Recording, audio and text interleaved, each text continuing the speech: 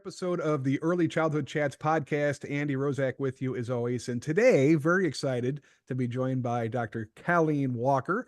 We're going to be talking about, gosh, a lot of cool stuff, HR stuff, financial stuff, absenteeism, all sorts of good stuff for both leaders and for, of course, for our frontline staff too. Dr. Colleen is coming to us today from Boston, but actually lives and resides down in Texas. So, Dr. Colleen, thank you so much for being here. Really excited to have you on the podcast today. Thank you. Thank you for having me. So tell folks a little bit about yourself. Who are you? What are you doing? How'd you get in early childhood? All the good stuff. All the good stuff. Well, my name is Dr. Colleen Walker, and I am a business coach. And I got into childcare about 3 years ago, or doing training when a friend of mine reached out to me and say, "Hey, I know you do a lot of coaching for small business and businesses across the country." And my friends always say, "You're the Google of of small business. Every time we have questions about small business, we call you up." So, in knowing that, they asked me to coach, and I was one of the business coaches right there in Texas for all the childcare, and so that's how I got started with it in the childcare industry.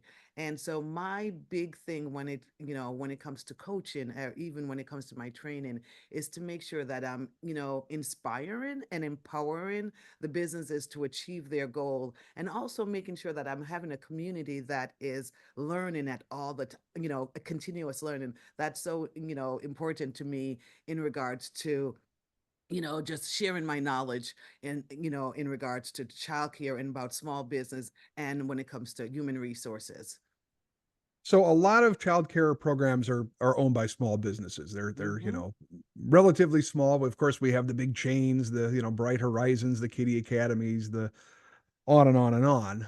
But the vast majority, if you look at it, family childcare homes and even some of the center based and certainly even some of the religious based, depending on how they're structured, are basically small businesses. And I'm sure you kind of see it all the time as we're struggling to keep the doors open, recruit new kids, recruit new staff.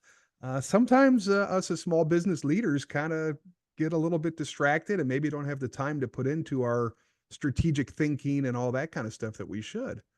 That's true. That's true. I've been in business for 20 years, and I can tell, and I own an employment agency, and I can tell you that I've seen everything when it comes to, the struggles of small businesses.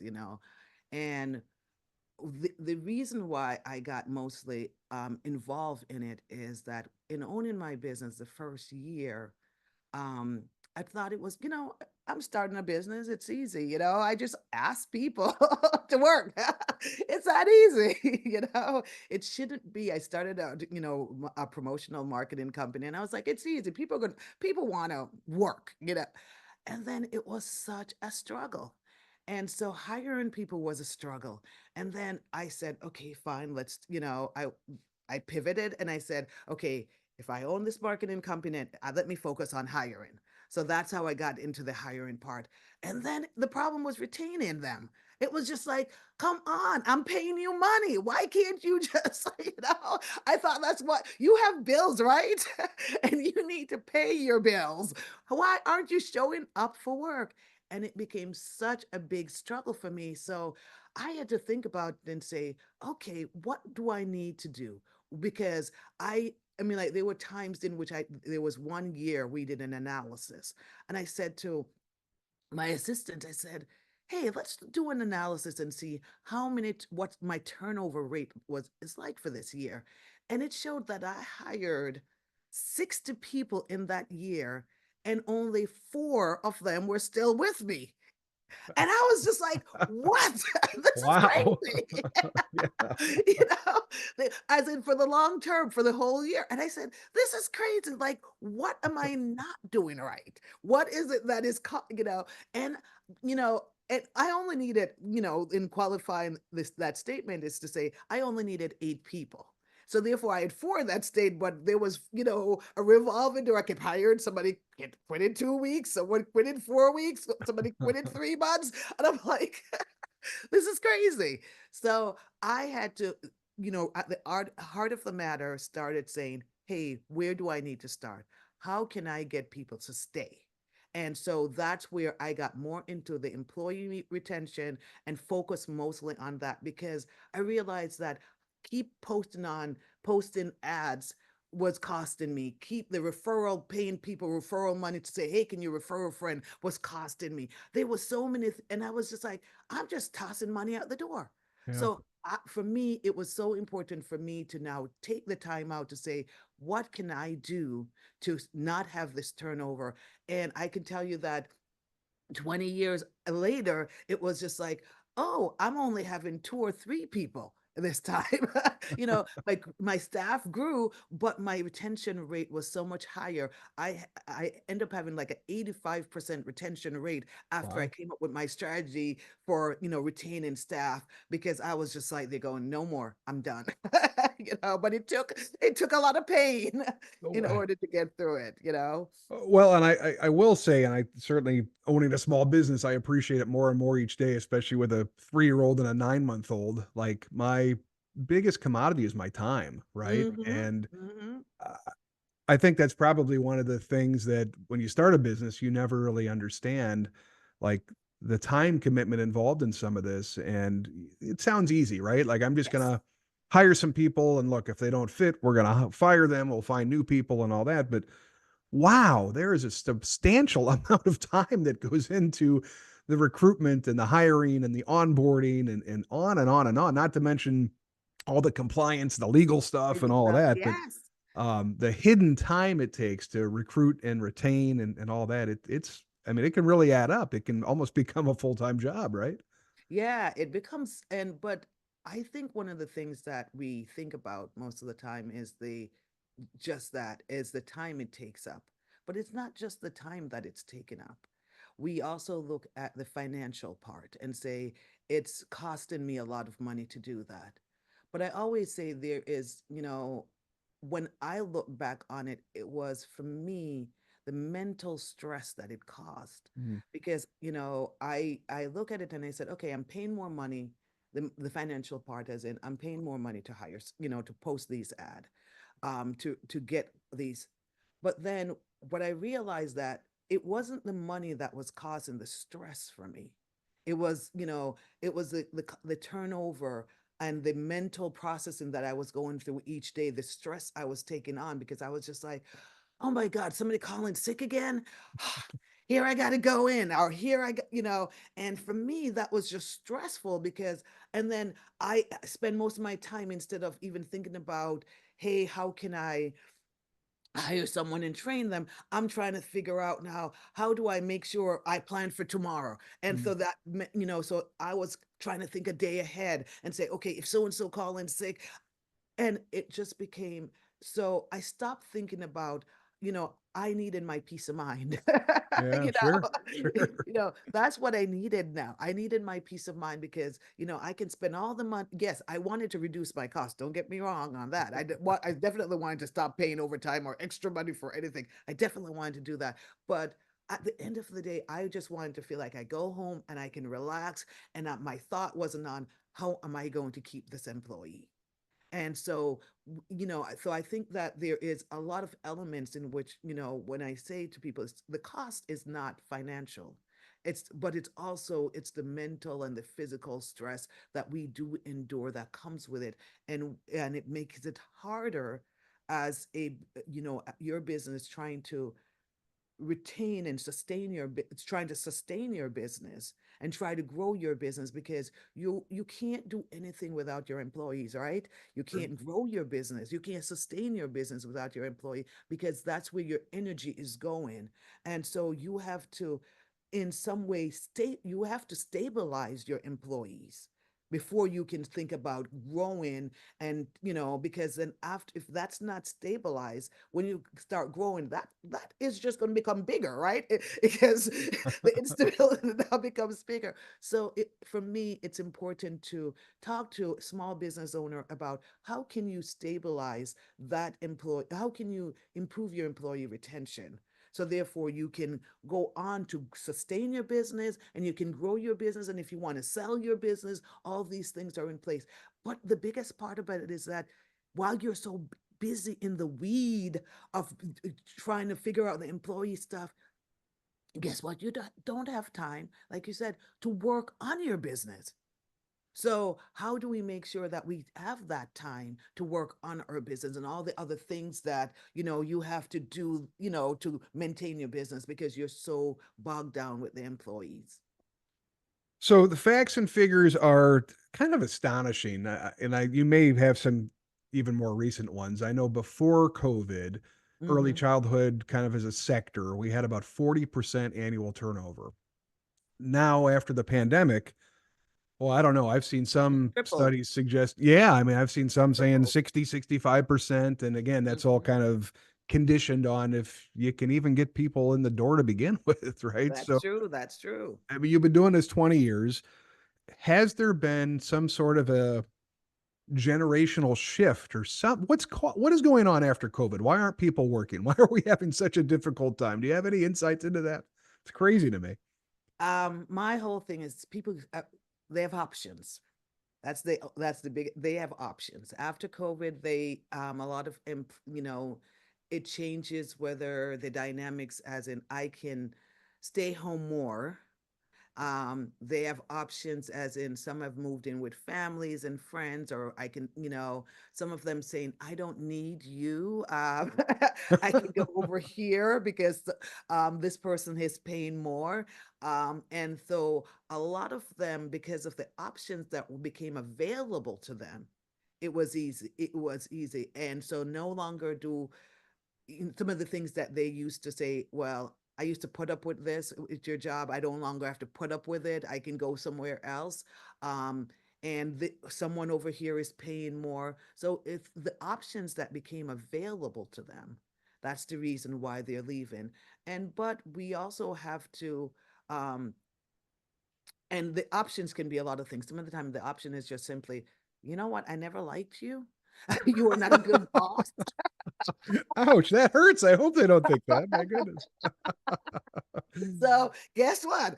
There's options. You didn't pay me enough, so I got options. What? And so And I don't want to get into generational wars because I mean, yes, like, look, each generation's going to be different. My dad is the yes, kind yes, of yes, generation that he yes. went and worked one place for 20 years and he was Mm-hmm. very happy and he was loyal and they were treated well. Yes. And then, starting kind of, I guess, with my generation, so to speak, I was born in 1979. So whatever generation I'm in nowadays, I don't know. Um, look, you didn't see that as often. Yes, there's still some of my friends that have worked in the same job for a long, long time and they're happy. But I think you kind of started to see some of the trend, like the grass maybe is greener on the other side. And Yes. why am I here? And kind of move a little bit more fluidity, right? A little bit more moving around. And then certainly the younger folks, I mean, there is, and again, I'm not doing generational wars here, but there has been this kind of thing where I'm important. I want to be hired. I want to get promoted very quickly. I want to do this and that. And I know, look, there's only so many jobs, right? Not everybody Mm-hmm. can be the CEO or the manager Okay. or the owner or the director. And I know that upward mobility is very important, especially as we kind of think of younger generations, which, hey, I totally get. Like, Mm-hmm. we all want to be recognized. We all want to be appreciated. We all want to make the big money, right? But sadly, a lot of sectors, and I think a lot about like the hospitality sector because I guess because I travel so much, but hospitality and early childhood seem to kind of have a lot of the same challenges. Like there's just not a lot of upward mobility, and it's very very labor intensive work. I mean, if you're working in a room with an infant, you're working all day, Working. man. Like Yeah. I get it. Like I said, I got a 9-month old upstairs. Like that's a very challenging job. Are you kind of seeing some of the I don't know, I guess some of the generational differences kind of start to play into this whole recruitment retention as well? Or what are your thoughts on kind of just when you were born kind of impacts what your expectations should be and maybe what your longevity in the workplace are going to be? Yes, it is. The younger generation wants to, as you said, wants to feel valued. They want to know that the company that they're working for either have some social responsibility, whether it's to the community, to other organization, to them. So they do um, have different expectation from us who, mom generation X just were thankful, from the 70s. You were just thankful that, we have a job and we're going to stay there and we're going to make the best of it and we're going to work through. And, not that we don't change jobs too, but we have a different sense of loyalty. Um, when it comes to work. So there is that younger generation, but I don't think that when it comes to employee absenteeism, so much that generation really, yes, I do agree that there is a higher turnover, but I don't think when the cusp of it, there's a lot of things that goes into you hiring a person. So it's how do you make sure when you're hiring, when you're doing your onboarding, how do you make sure that you're retaining the right talent? Mm. Because that's what it comes to. If you are, what one of the things that I discovered in my hiring was the fact that there was a certain um, from mine, I realized that there was a certain there was a certain generation or a certain group of people that they came with these exact values. And so when I interviewed, I was making sure that I was looking for these exact values that my company stand for and they stand for. And so in my interview process, when I recognized that, then I made sure I asked certain questions. And if they were yes to those certain questions, then you were hired. And so I think it started from, yes, this person have the same value as I have, as my company has. And so therefore, once I identify that, then it was easy for me to say the hire the retain in, because when they come in, then I'm saying, okay, you have these values that that we have identified. And so it no longer became a generational thing for me. It no longer became a in the wrong employee or the right employee. It was the employee that has the values that that we stand for and was in alignment with our company. And so for that, I no longer looked at generation. I just looked at the values, and then it made the difference with my company in regards to my retention. So I went to a certain age, a certain value, a certain, and Yeah. identify those early. And then but again, it took a while for me to recognize that in order to make sure that we were in alignment. I love what you're saying here, and I'm just like I'm kicking it around in my head, thinking like, gosh, our company culture is so important, and I feel Hmm. like, and and I'm kind of riffing on what you're talking about here. So how do we get that company culture kind of out there? Because I'm thinking now, I mean, gosh, that even kind of goes to the initial job posting, right? I mean, I don't Yes. want people applying if they're not going to be part of the culture. And so, and by the way, it takes a lot of time to look through all these different applications and resumes and call and do phone screen. Like, again, a lot of time. So if I can kind of be more purposeful about my company culture and here's what we do and here's why we do it and here's what we expect, um, maybe from the onset, from that initial job posting, and then certainly kind of reaffirming that through the interview process, maybe that is a good strategy. I hadn't really thought about that. Yeah, and because what we did with ours is that we changed our job ad.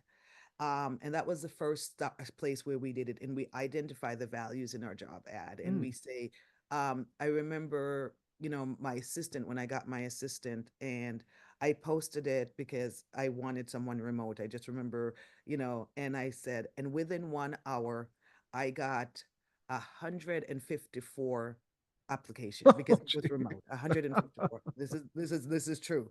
Um, and within that 154, because it was a remote position, I went through and was able to narrow down to three individuals that had our values.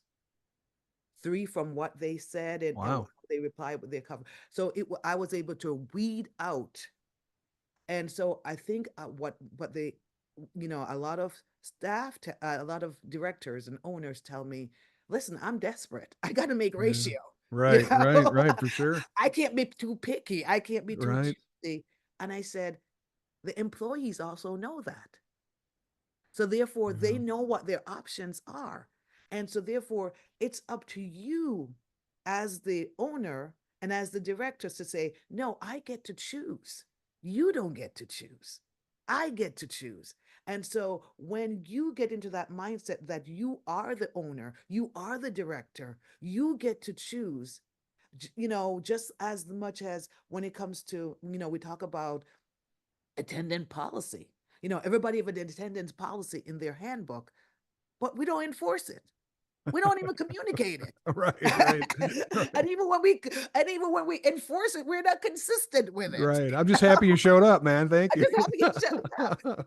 Right. So again, you have said to the employee, you have the power to do whatever you want to do, whatever you. And my whole thing is that you are still the owner of this company. You're still the director. You still get to say, and if this employee or these employees are not working out, then you can change it. You can modify it and say, what do I need to do it? And I always say to employees is that, look, what is your culture like? Do you know what your culture like? Do you know the people that have been in your company for the last 3, 4 years? What values are they coming in with? Yeah. you know, and why have they stayed?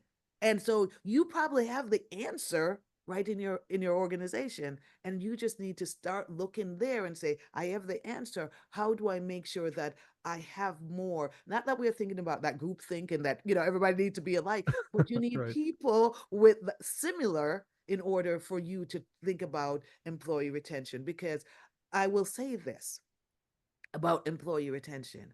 Employee retention as is I want to say it's a fixable problem in your organization. And it doesn't take money so much to fix it, because what the employee, when you talk about generations, different generation, what it takes, everybody's looking for being valued. Everybody wants to feel like they are part of a community or a family, whichever word you use. Everyone wants that. My question is, what is your culture part of, what that individual wants to be a part of, to feel valued, or to feel, like they're worthy, or like you value them, or you're taking the time out to hear them. Are you giving them that? If you look at when you're hiring somebody, is that person saying, you know what, I want a company in which I can grow in? And if you're not that company, why are you hiring them? And if the person comes in and they're 20-year-old and they're saying, you know what, I want to be a teacher and I want to be the owner of my own company. And you know that unless you're in the back of your head saying, I'll only have this person for 6 months or a year, and that's okay, then Yeah. that's fine. Right. But the individual might be already telling you from the interview what they need or what they want, or how long it's going to be, and it's up to you. And I said, one of the things we don't do sometimes in our interview is we don't listen. Sometimes they tell us what they want and what they don't want, and you don't listen to it because you're like, I need somebody, can you start tomorrow? Right. Kind of that short term fill a problem, but not Yes. thinking about the long term, which I think we've all fallen into that trap, Yeah. right? I Oh, mean, definitely. it's tough when you're, again, struggling to meet ratio and working in classrooms. You're just like, gosh, I'm drowning. I need a life jacket here. Yes, yes, yes. Whatever that looks like, maybe we can fix it. What do you think about kind of the role AI is playing now? I mean, with the internet and everything else, and again, I'm from the generation before the internet. We actually had to apply on paper and write out the applications, which those days are gone, Yes. for better. But now what I'm seeing is with AI, gosh, it's getting even easier to apply for these jobs. And, literally AI could help you apply for 1,000 jobs in a day. Are you kind of seeing applications coming in that are a little bit less personalized and more just like I don't know maybe like a shotgun approach, like you just put out a whole blast there and hope one of them hits the target, kind of a scenario? Or what are you kind of seeing with the future here with AI and applying for jobs?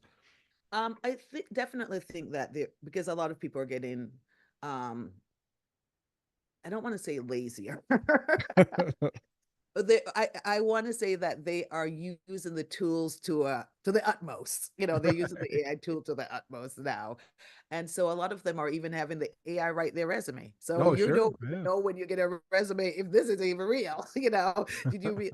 So it's up to us. So AI definitely is going to change with us. Um, there are a lot of people applying, and and a lot of people, and a lot of the resumes not being completely truthful, or it's being inflated. Sure, sure. Right. All of a sudden you were president of this and you're like, oh, I didn't know that. I was doing the president's job or the director's job. So AI is definitely going, but I think it's up to us as employee, as owners, as well as, business owners hiring, or recruiters, for us to do our due diligence and still talk to that person. We can't leave.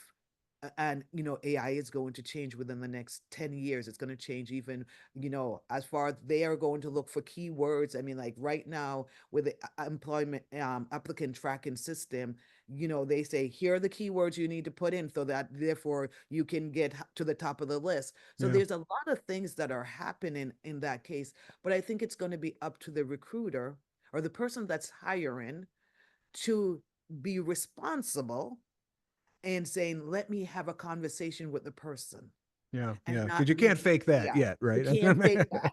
You cannot fake that at all. Right. And there is going to be things, there's different kind of interviews, whether it's situational interview, you need to take the time out to do a thorough interview and no longer trying to do a 15-minute interview and say you're hired. I say to most of the, when someone comes in your office and you get an application and you read it, do you read the resume?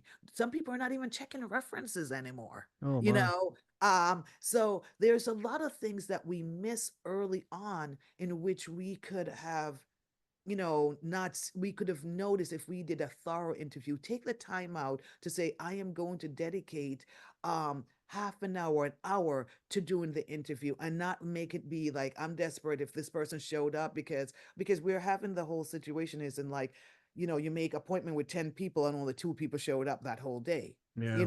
So Yeah. we have that happening also.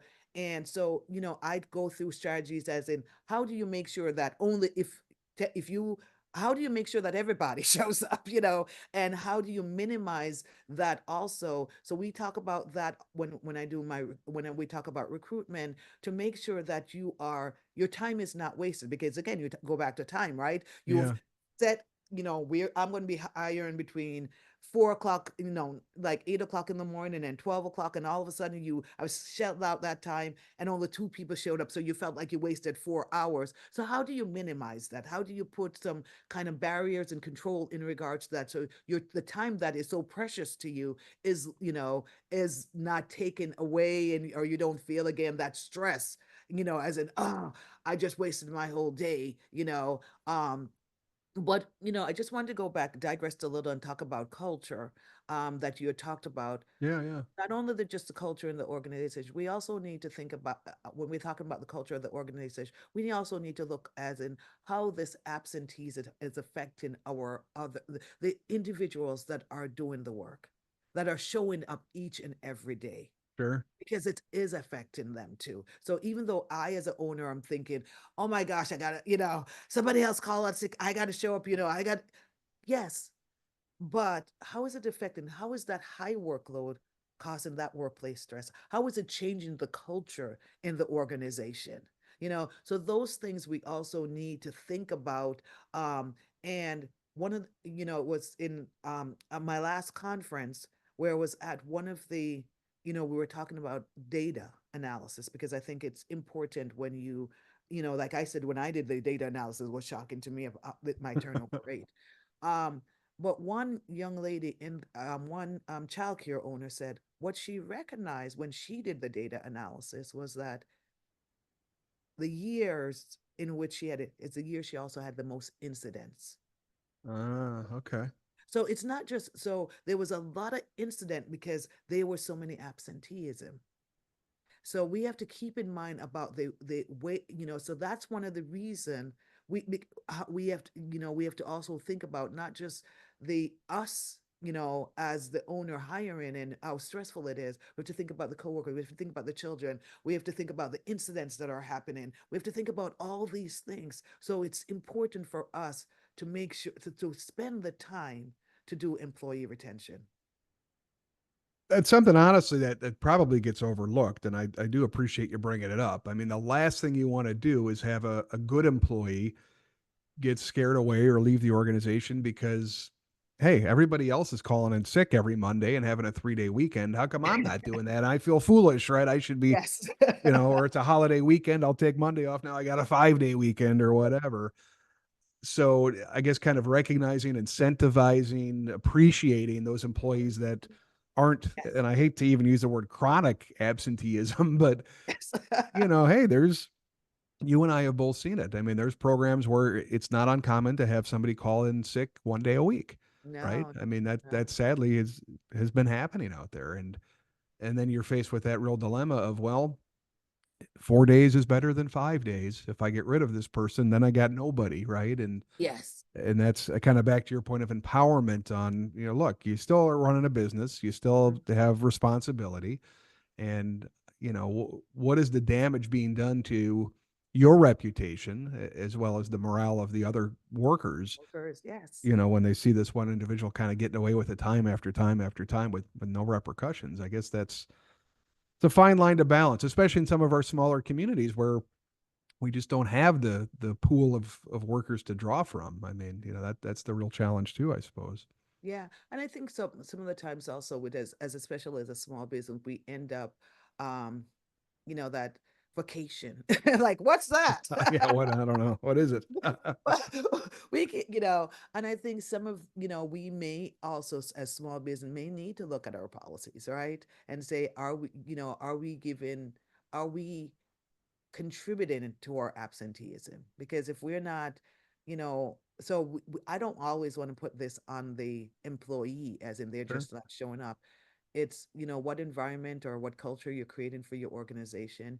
You also have to say, are the employee, am I contributing to a terrible work-life balance? Are they here every day, show up early, leave late, and they don't, I don't give them vacation time, I don't give them sick day, I don't tell them and so because the reason why they're being absent is because they asked for Monday off and I said no every time. And so therefore they say, you know what, you won't give it to me, I'll take it. you Well, know, yeah, I mean, that's you know, reality though, isn't it? I mean, but that's the reality of it. So you yourself have to look at yourself as an employer and say, am I doing, am I built, what does my culture, what does my organizational culture, how is it affecting someone's work-life balance?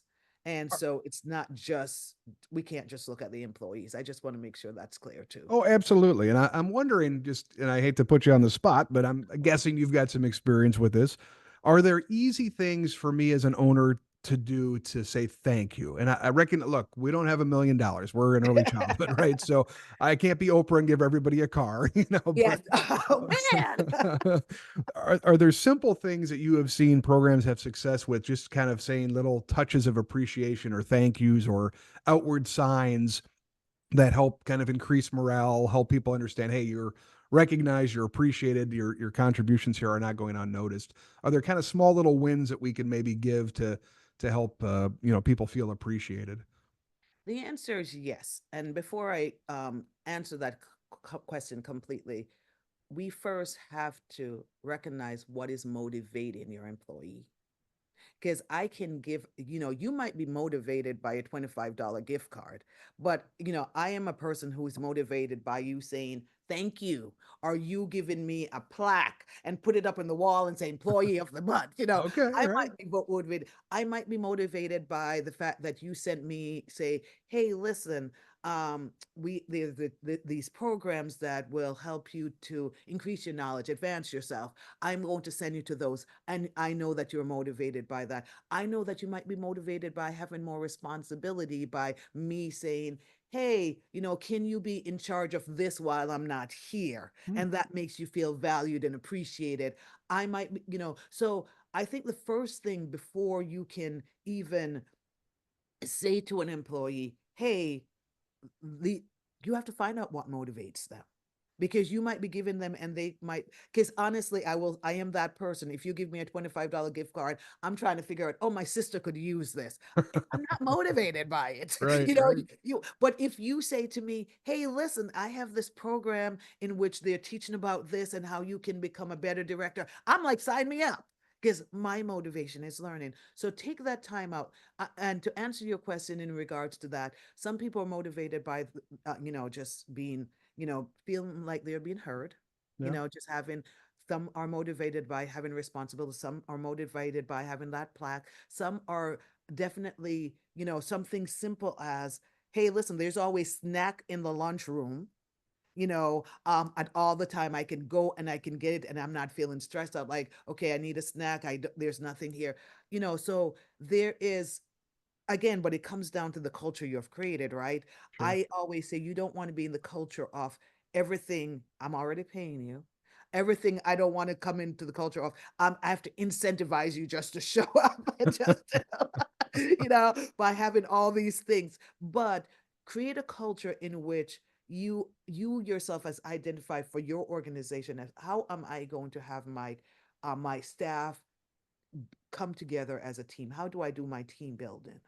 How do I and it I have um ones that do like bowling, like we'll do bowling this month, or we will do, they have employee of the month. We will do a pizza party here. We will have gift giving, whether it's the Christmas swap or, so they do different things to make sure that the employees feel appreciated, because they have showed in the research that if you continue to incentivize someone to show up for work, the research shows that the same people who have been showing up are the same people you're going to keep giving the money to. They were showing up before you were given this incentive, So now you've created a situation in which they're like, oh, if I continue to show up, I'll still win this money. There you go. Is it really working? Old So, Pavlov ringing the bell for the dog to eat or something. yeah, It kind of gets in tuned in us, doesn't it? gets into it. So it's not, it doesn't mean that it's going to change that absentee culture, but the little things that you can do is just take the time out, whether it's to do a survey, find out what it is that your employee want, what is motivating them to stay there. And then once you have identified that, then I would say then you reward them that way. But don't reward someone in a way in which they're not thankful, because Yeah. some people like their names and lights, Sure, and they sure. want, when they walk in, it says, the teachers, the parents, and the family see that, oh, I was employed, and they may work. I can tell you that we had, at my business, in my business, we had one, and people were fighting over getting a T-shirt, and I'm like, you're doing all this for a T-shirt? But to them, it was an honor to wear that T-shirt for the month. Right, right. So we don't know. It might be those little things that we don't think about, as in they might be a pin that they get to wear for a month, and they're just something that shows that they are the star for the month, I like it. No, I like it. Yeah. It's good. It's So outside the box. It's good. Again, yeah, we're not talking about spending millions of dollars here because nobody's no. got millions of dollars. So, But um, yeah, but you just have to take that time out and see if, and some people just want the silent, they just want the pat on the back. You just call them in and you let them know how much you appreciate them and be there for them. You check in with them. Someone may be appreciated to the fact that you ask them every time, hey, how are things going? How is the family? They're like, oh, she really cares about me. If there's I know that this is happening. Do you need the time? And that's one of the things that, when we did the survey, yeah. with my organization, what they said that the reason why they stayed was because I care about them. I knew their family's name. I would say, hey, I know that you said you were going to be absent because John was sick. How is John feeling better? And I didn't go into the weeds of finding out why John was sick, what was wrong with John, but I checked in and I goes, hey, is John feeling better? Okay, awesome. Well, welcome back. And so that was the reason why my employees stayed, is because they cared. And I'm going to tell you a little story in which I am proud of, as a company. Um, and it's sad in itself, but I'm also, want to highlight this. I had two employees, and one of them um showed up to work every day. I was thankful she was there. And she asked me, can I have Friday off? I said, sure, no problem. And she came in the next day. I said, and I said, do you need some time off? I said, do you need longer time off? Because you've always been here. If you need to take more time off, please do. And she was like, no, no, no, I just need Friday off. And then a week later, so she took Friday off. The next week she came in and I was like, okay, anything I need to do, you need anyone else to cover for you? And she was like, no. to find out that the reason why she took Friday off was because her daughter had passed away. Oh my goodness. She went to the funeral, but she never said anything. And I called her in the office and I said, "Why didn't you tell me this?" And so therefore now I'm sending her flowers. I'm doing all this even after, Oh, yeah. and I but she said, "You have been so good to me. I did not want to miss a day of work." Oh, And so to me, that showed, so I say to individuals, I said, these are the values. I had the same thing that happened with another one. Her husband passed, and she called in and said, "I won't be in this week because my husband passed, but don't worry, I'll be in on next Monday." And I said, "No, if you need the two," and they're like, but they felt they were like, "You spend this time with us. You care for us. You made sure we had everything. You went above and beyond all the time with us. And for this reason, we feel bad if we call out sick." But I created a culture in which they felt like they didn't want to let my organization down. But that took time for it to happen. So what I'm saying is that some of the things that when we talk about employee absentees is fixable. It's yeah. not, and that didn't cost money. I wasn't just nice to individuals. Right. That's all I was. Right, They right, didn't get paid more than anybody else. right. you know, there are things, and so that's why I say to it's just you have to decide: am I going to take the time out to do that? And I think that, early childhood is one of those times it's hard to create those Mm-hmm. bonding experiences because look, like we're in classrooms, we're separated, we don't all get to come together and hang out as adults very often. And during the day, you know how chaotic it can be in some of the classrooms. Like you don't have that meaningful interaction that you do as frequently as you do in some of the other Mm-hmm. sectors. So having that time and having that space and really being purposeful about those interactions, those opportunities, those situations where you can get to know people and kind of allow adults with adult time it is very precious, and trying to create those is, I know, can be challenging, especially as you're really just trying to get through the day. Yes, and it is. And with childcare, it really is because, as you said, between the family, you have parents calling, you have the teachers, you have maybe have absentee and is, but you have to carve that time out.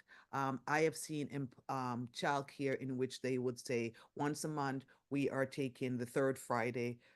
Let the parents know, create it as part of their culture and say, we are going on to work until noon on Sure. third Friday of every month so we can take that time out with our employee. So you have to create that culture. I understand you may be thinking, "Oh my gosh, I can't afford to lose money for the day, or I can't afford to, but you don't want to burn your employees out either. And you don't True. want them not to feel appreciated. So whether it is you have decided that we're going to have childcare for 9 hours and then we use the last hour to just check in with everyone or to just, take that time out, whether it is a dump for, that day in which we like, how did they go? What are things? Um, what is going on? Is there anything we can do? And not wait for it to become a crisis or for it to be a license infraction in which you're like, okay, now I'm going Mm. to call the employee and check in with them. And so you have to again, you have to decide what your culture is going to be. And yes, you will have some organization who's successfully run in which they never check in with their employers or they're never, and that's fine. But you have to, you have to be okay with that also, and realize the culture that you're creating. But if you're purposeful, if you're intentional in regards to keeping employee retention, you have to spend your time with your employee. You have to build them up as a team because that's the only way. Because no one, you're right. There's going to be those in. It's a smaller percentage of people that are going to come in and look at it as just a job, as in it's 9 to 5, let me go, or it's 8 to 4, let me go. Yeah. Childcare is not that because individuals that go into childcare, they have a heart for it. They have a heart for people. They have a heart for children. But they also, even though they have a heart for people and children, they want someone to have that for them also. And so you, as their employer, in which they're spending that 40 hours a week there, they want you to care. They want you to care about them showing up. So keep in mind that, again, as much as we're looking at employee absentees and the reason we can, I mean, like we can go through the humpteen amount of reason why they're absent. We also have to say to ourselves, how do we take the time out to check in with them? How do we take the time out to show them that we care for them as individual, as people, but not so much as in you're my employee and I'm paying you, so you better show up. Kind of give that message in because some of us, and I also say to directors and owners is that you may not be the best person. You might be one of the, you might need to find some the in between person because you might be. I'm not that person who have the time out to check, and it's okay if you're not. Then somehow designate someone on your team to be that person to say, hey, I need you to check in with all the staff. I need you to do that. If you don't have that lovey-dovey, you're not that person who's like, oh, I don't have time for that, but have someone on your team. It doesn't always have to be you in That's a order to good do point. that, That's you a very know. good point. But you need to create an environment in for of a team or a community or a family in order to help with your retention. We're talking to Dr. Colleen Walker. We're talking about all things recruitment, retention, small business management. I did want to shift gears, if you would allow me, for a couple of minutes and talk Yeah. about some HR stuff. Okay. And maybe just curious, are there some kind of big buckets of HR issues that small businesses typically ignore or don't think about it maybe until it's too late? Oh, I think the one thing that I think of because mostly is they don't think about employee engagement a lot, especially in childcare. They don't think about that. And the other till it's too late when someone finally comes and say I'm quitting. The other thing that they don't think about is I want to say on the work life balance. They don't spend enough time to realize how they're burning out Mm. their staff. They don't dedicate a lot of time. So the work life balance, I know because we talk about the mental parts of it, and that's what it contributes to. So I think those are the two things that I think is the employee engagement, how it can help, because it does help with the work life balance, but they don't think about it. We can think about the legal ends as in the overtime, and they don't think about doing the recruitment. But I think the big things that ends up break affecting them is the work life balance and the employee engagement, those two things that they don't focus on until it's too late. There's probably a book in there, right? Maybe somebody's already written it, but like things you don't know until it's too Too late late. for Yes, running your yes, yes. business, right? Like, oh, Yes, there's these yes, things called laws that you have to follow, and there's yes. overtime, and there's FICA, and there's all these other payroll things you got to worry about, and oh, you got to keep the lights on too. Done. Yes, yes. But and I say that we can think about those budgets and all that, but the employee are the crust of your business.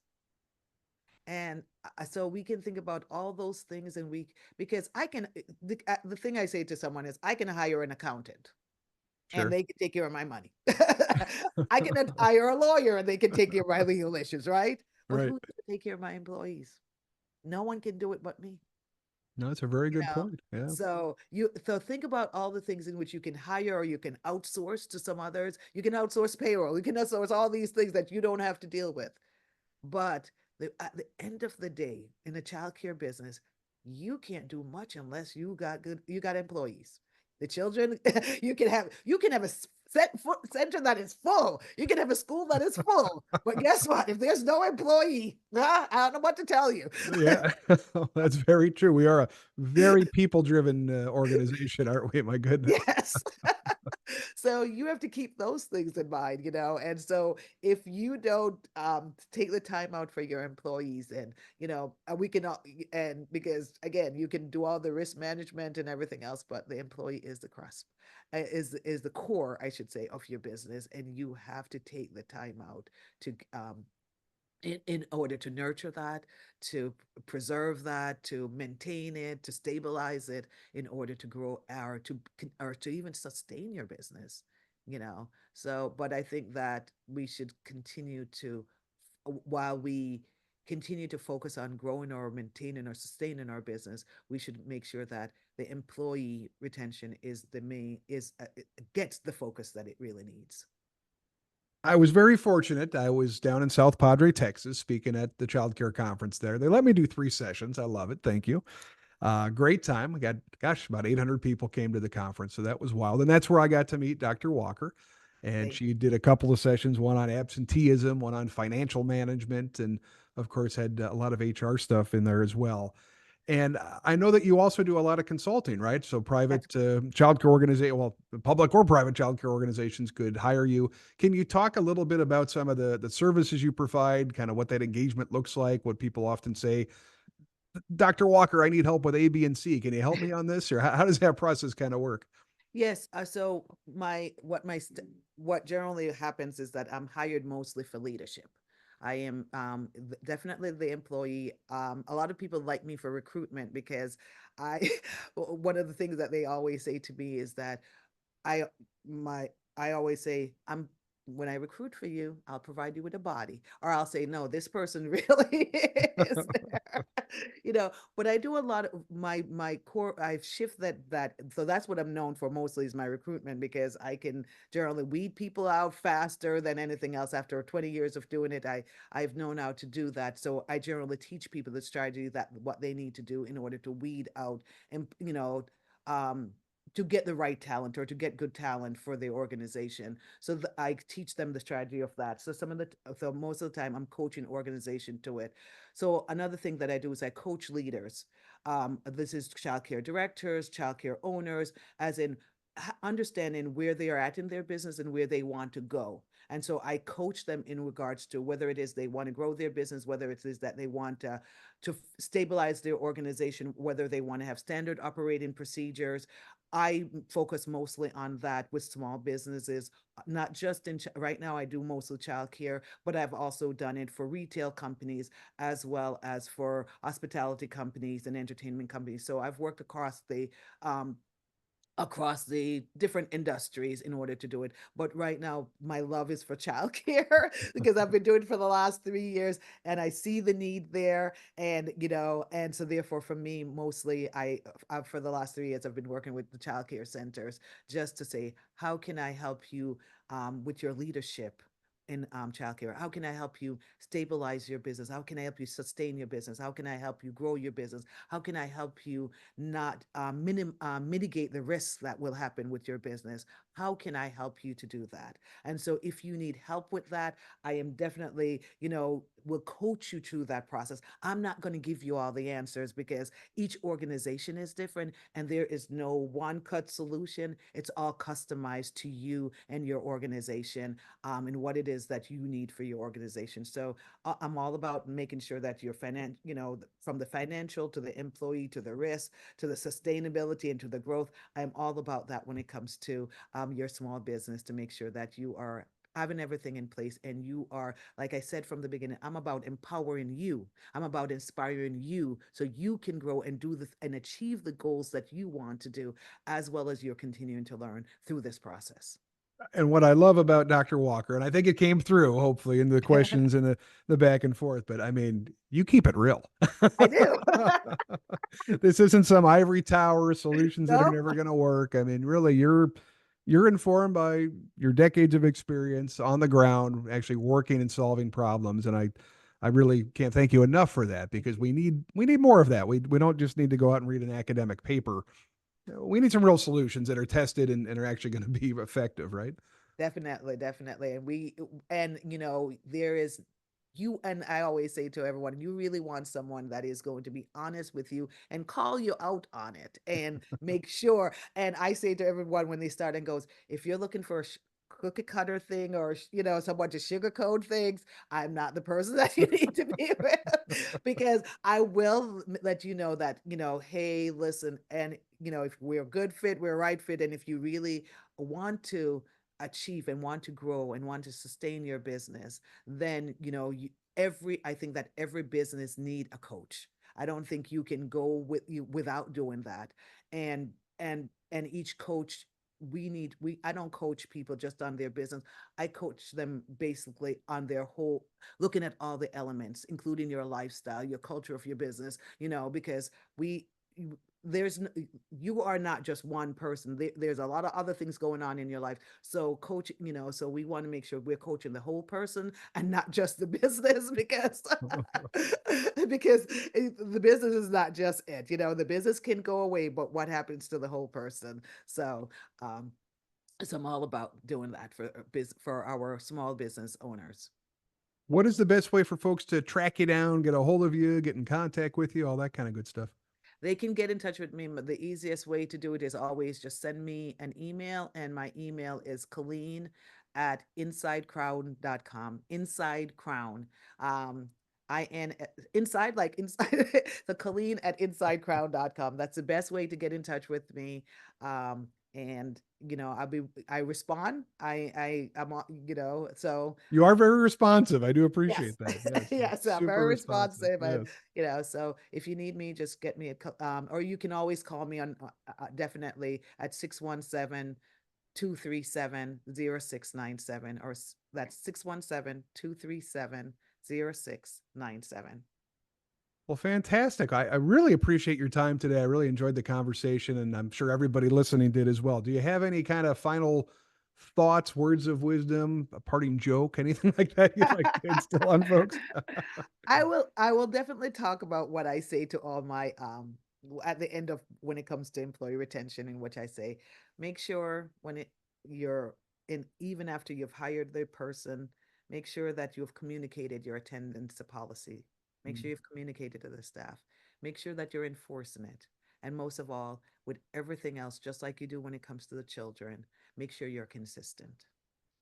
Because if you're not, if we're not consistent with the things we do, we know how it can go with kids. Oh, If you're not yes. Yes. consistent, it's the same thing. We're still people. We're still, so make sure that you're enforcing the policy, and make sure that you're consistent with the actions that you take.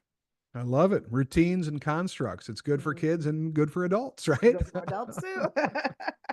Well, thank you so much for being so generous with your time and your knowledge today. I really enjoyed our discussion and certainly appreciate you being here on the podcast. Hope to see you at some future conferences as we travel around the country together.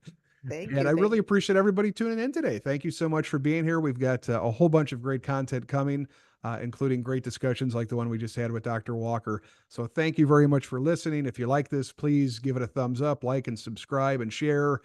Rate us 5 stars only, right? Those types of things. So for the Early Childhood Chats podcast, this is Andy saying thank you so much, and we will see you on the next podcast.